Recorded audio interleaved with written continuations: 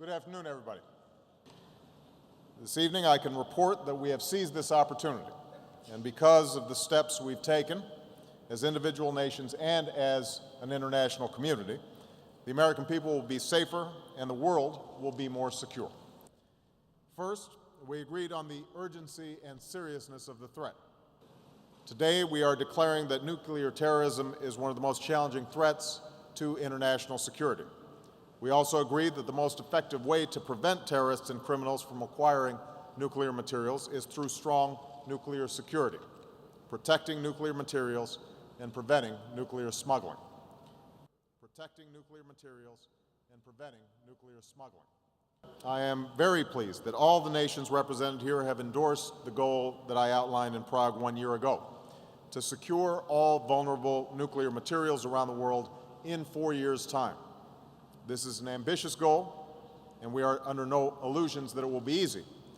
But the urgency of the threat and the catastrophic consequences of even a single act of nuclear terrorism demand an effort that is at once bold and pragmatic.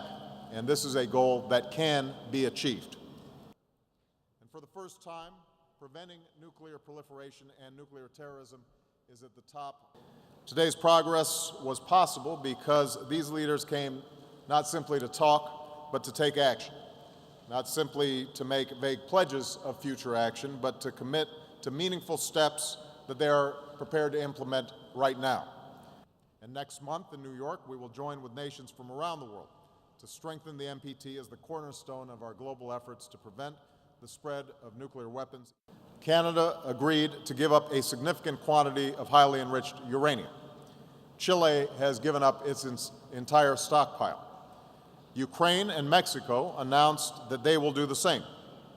Other nations, such as Argentina and Pakistan, announced new steps to strengthen port security and prevent nuclear smuggling.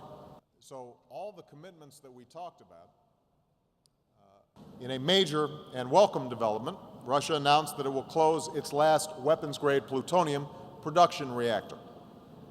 After many years of effort, I'm pleased that the United States and Russia agreed today to eliminate 68 tons of plutonium for our weapons programs, plutonium that would have been enough for about 17,000 nuclear weapons. It will remain one of my highest priorities as President of the United States. The Chinese have sent official representatives to negotiations in New York to begin the process of drafting a sanctions resolution. That is part of the P5+1 effort, and the United States is not moving this process alone. We've got the participation of the Russians, as well as the other members of the P5+1, all of whom believe that it is important for us to send a strong signal to Iran that their consistent violation of United Nations Security Council resolutions, as well as their obligations under the NPT, have consequences. Protecting nuclear materials and preventing nuclear smuggling. Well,